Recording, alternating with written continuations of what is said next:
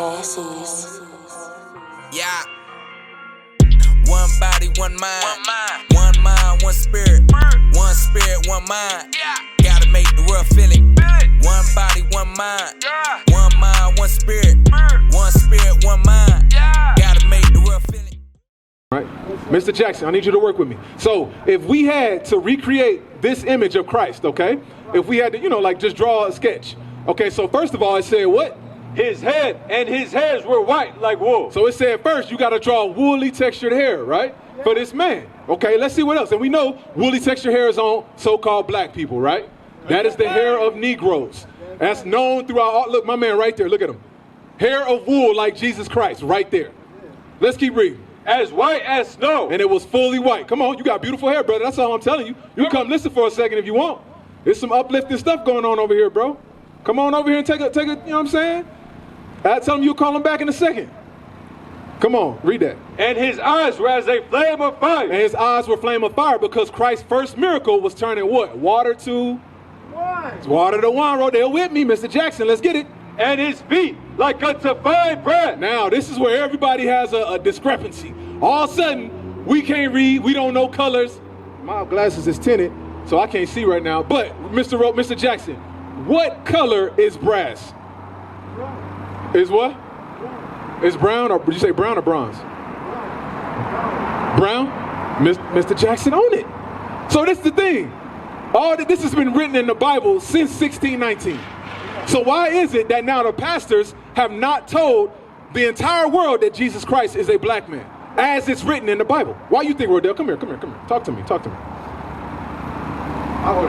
Well, you see, a lot of them, they seem to still believe what the white man teaches. And then got some of them, they just leave it alone. But me, I would love to tell the world who I am, who we are.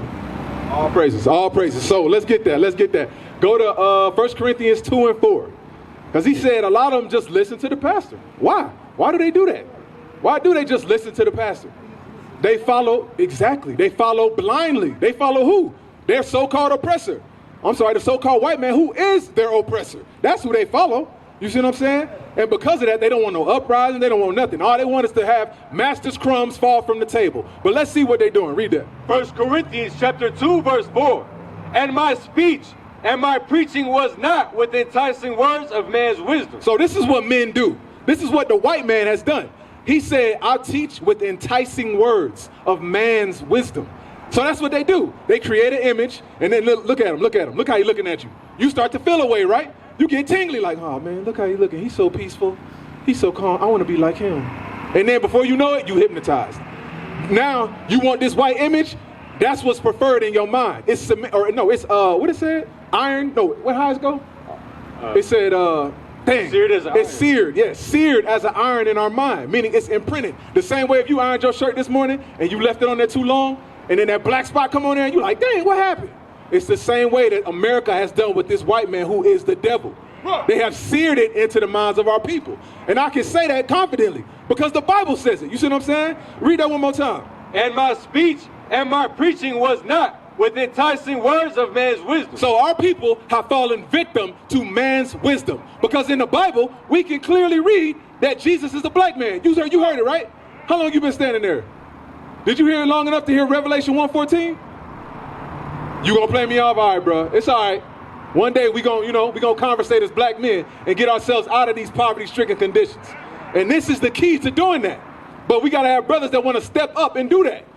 That's the problem today. Nobody wanna be a man. Everybody wanna take whatever it is that society says, which clearly ain't been working. What you got for me, Mr. Jackson?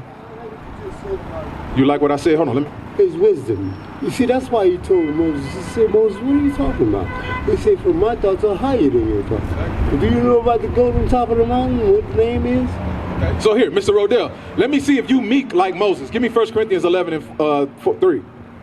I'm going to see if you meek like Moses, because you quoting, and all praises that you quoting. But remember what we just read about man's wisdom. Man will use enticing words. And sometimes those same enticing words are scriptures like John 3:16. Scriptures like God love everybody. they'll use those type of words. You see what I'm saying? So now we got to differentiate and show that we are actual followers of God. All right? Read that. Hold on, Mr. Jackson. Read this. 1 Corinthians 11:3. Yeah. But I would have you know that the head of every man is Christ. So your head, Mr. Jackson, is Jesus Christ. All right? Go ahead. And the head of the woman is the man. And contrary to America with feminism and all the white supremacy in its multiple forms, God said that the man is the head of the woman. Go ahead. And the head of Christ is God. And the head of Christ is God. So now we have a structure. We have order. All right. You have God, Christ, man, then woman. Okay, come on. Every man praying or prophesying, having his head covered, dishonoreth his head. So, Mr. Jackson, if you are praying or prophesying with your head covered, your physical head is actually covered by something, you are dishonoring God right now. What you think about that? What you think you should do if right now you are dishonoring God? What would you do to show God that you meek like Moses? That's it. That's it. It's that simple. When you standing over here talking to me, just take your hat off. Take your hat off for as long as we're going to discourse, all right? But that's the first sign to showing that you have the ability to keep God's commandments. You see what I'm saying? Because God is calling many people. It don't matter what your walk of life is. You can get yourself right and come and do the same thing I'm doing and help your people. Mr. Jackson, do you want to help your people? How you going to help your people, man? Let me ask you. How you going to help your people?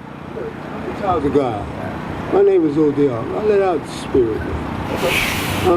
Sunshine so bright over. But here, how are we going to help the people, though? How I'm going to help the people is that resources. Go to the resources and, teach them the right things. Yes. Teach them about God. Teach them, the love of God. Okay, well, here, stay here. You saying all kind of good stuff. So now, as a leader, this is what I want you to know. Read this. Because this is how you're going to be a savior for your people. Read that. Esther chapter 10, verse 3. Come on. For Mordecai the Jew was next unto King Ahasuerus. So this is Mordecai. He was a noble man, all right? We just actually had the Feast of Purim not too long ago, all right? Our people, a lot of them don't know about that because we do things like Christmas and Easter instead of God's high holy days, all right? But now, Mordecai was next to the king. Come on. And great among the Jews. And he was great among his people. Why? And accepted of the multitude of his brethren. Seeking the wealth of his people. He sought the wealth of his people. Come on. And speaking peace to all his seed. And speaking peace to his people. So what are the peaceful words that we got to speak to our people? Let's find out what love is first. Because you said love. Go ahead. 1 John 5 and 3. Or give me John 14, 15. Whichever one you get first. Because we got to figure out what these things are. Because what modern day pastors have not done is give our people the sense of the Bible. What it is that these things are defined as by God. God don't need no dictionary. He don't need Webster's like that. God defines himself. So let's see what love is according to God's word. Read. John 14, 15. If you love me, keep my commandments. So did you hear that, Mr. Jackson? Read that one more time. If you love me, keep my commandments. Now let's see if that differs anything from the Old Testament. Go to Deuteronomy 7 and 1. Let's see if it differs. Let's see if Christ came and taught a different type of love from what Moses was teaching in the wilderness. Get it. You got it. Read. Deuteronomy 7 and 1. Might be 11 and 1. Is that it? 11-1, sorry. 11-1. That's my bad. Deuteronomy 11 and 1. Go ahead. Therefore, thou shalt love the Lord thy God. And how do you love the Lord your God? And keep his charge. And his statutes. And his judgments. Go ahead. And his commandments always. I'm sorry. And his commandments always. So Christ taught the same thing that Moses taught. That's right. So how is there a difference when we get to the New Testament? My brother right here. You got a second for the word of God, bro? We talk for a second, teach you about your nationality. What about you, sister? I gotta catch the bus. All right, my man. It was good talking to you, brother. You had some good points. I really want you to read that and check that out, okay?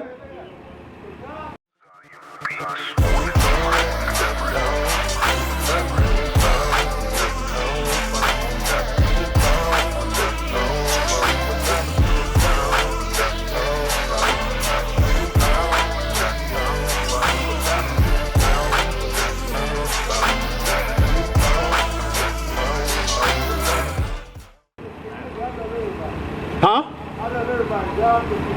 Okay, well, you gotta take the same side as God. Get Romans 9 to 13.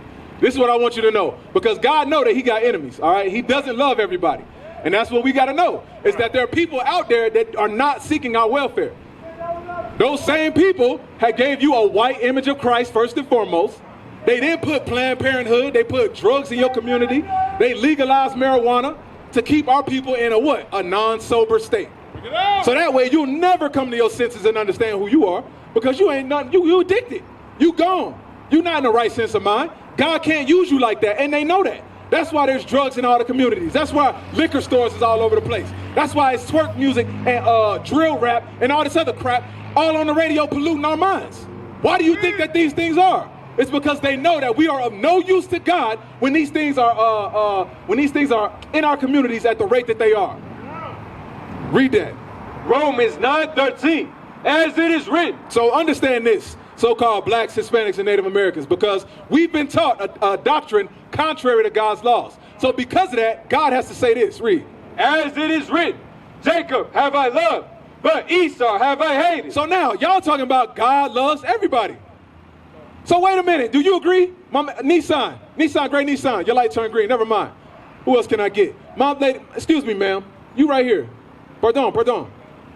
Read it one more time. I got a brother walking up. Hold on, wait. Let's see what he say. Hey, brother man in the hat, let me ask you a question, my man. You think God love everybody? You think God love everybody? God don't believe in the true living God, yo. We don't believe in the true living God? Why you say that? Because you focus so much on the old. We focus on the old? I've been reading New Testament this whole time. Okay, so tell me one thing, right? Yeah, what's up? In antiquity, Judaism. Mm-hmm. Wait, when you say antiquity, how far are we going back? Antiquity is before. You talking about like BC? Right. Before okay, we had BC. Dates, right? So wait. Even in all cultures, right, they had some type of symbol to acknowledge their God that they serve. Mm-hmm. Okay? Deuteronomy 20, Exodus 20. Historical, archaeological excavations okay. prove that the Holy Bible has 66 books written by 40 different authors. Hold on, you said 66. Yeah, listen. 66 books written by 40 different authors, 3 different languages, 3 different continents, and multiple time spans, all in unison, and it has prophecy. Yes. I'm not talking about the apocryphal books from Why not? Malachi, Why not? because see, the apocryphal books are not inspired by God. Where you hear that from? No, that's true. No. Because what? Where did you hear that from? No, now we gotta stop. So now, show him this Bible. I want you to, nah, you stay over there. Yeah. I want you to look at this. This says Holy Bible, King James Version, Apocrypha. And you know what? Why? Hold on, wait. I want you to stick around. We can talk. I really got We to can get dialogue. myself in position, right? Yeah, no, you in a good To position. really tear down all false. But you can't. I can. You can't. We can go right now. Okay, here. Let's do this. John 10:22. Let's go here. So you tell me if this is inspired by God or not. Because what's Jesus' relationship with God? You tell me that. Okay, first of all, he's What? the tabernacle. Listen to No. me. You're doing too much. No, I need you doing to. too much. Yes. We got to keep it simple for the people. No, we can go there, but they won't get that. We got to keep it simple. I'll answer for you. Yes, they will. Can I answer for you? That's how you know you're a liar. I'm a liar? Nah, you a liar because you can't answer a simple question. You can't answer a simple question. Who is Christ to God? Clearly the Son of God. Now read what Christ said, the Son of God. John 10:22. And that's what the wicked do. They flee when no man pursueth. But the righteous will stand here bold as a lion. Because what I believe, I can prove out the Bible, brother. I can, and I'm going to right now. Read. And it was at Jerusalem, the feast of the dedication. Where did Christ keep the feast of dedication from? You're on. You're on. With all your antiquity, with all the 3 times it's been translated throughout eras of time, all that you just said, why does Christ keep the feast of dedication? All right. Thank you. First Maccabees 4:59. See, I can answer. I can answer. You see that? There's a difference. Oh, now Maccabees is a difference. Maccabees is the only historical book from the Apocrypha during that 400-year time period. See, the Maccabees were Jews that when Antiochus Epiphanes VI threw a pig on the altar, they revolted. Okay, so Maccabees to do what? mean hammer. So listen. Yes, hold on. So now, they're Jews, right? So now, look what these Jews established that Christ kept from the Apocrypha that Jews said was not canon. Read. First Maccabees 4:59. Moreover, Judas and his brethren, The man you talking about, Judas and his brethren, come on. with the whole congregation of Israel, Did what? ordained Go ahead, I'm sorry. that the days of the dedication of the altar should be kept in their season. So now they ordained that the feast of dedication be kept. So go back to John 10 to validate the Apocrypha once again. Go ahead. John 10:22. Come on. And it was at Jerusalem, the feast of the dedication. And it was winter. And then what did Jesus do? And Jesus walked in the temple in Solomon's porch. So Jesus was keeping a feast that is found in the Apocrypha, validating the Apocrypha, making the Apocrypha a canonical book. That's right. Meaning it belongs in the Bible, because precept upon precept, it lines up. Your precept upon precept got you walking the other way down the street because you don't know. We used to scream black power while Heron was pushed. But at the end of the day, nothing's in vain. IUIC has been given a vision. The tents of Judah has risen. Many has attempted the mission, minor murmuring, omitting, and missing the mark. Just reading that he had the flame of fire in his eyes gave us the spark. We on Paul's mission. We out on the road, purple and gold, from Mexico, Cuba, Haiti, Ghana, Sierra Leone. 144,000 boots banging, concrete crackling. These are how men repented at heart. The scriptures is proof. IUIC, we deliver the truth.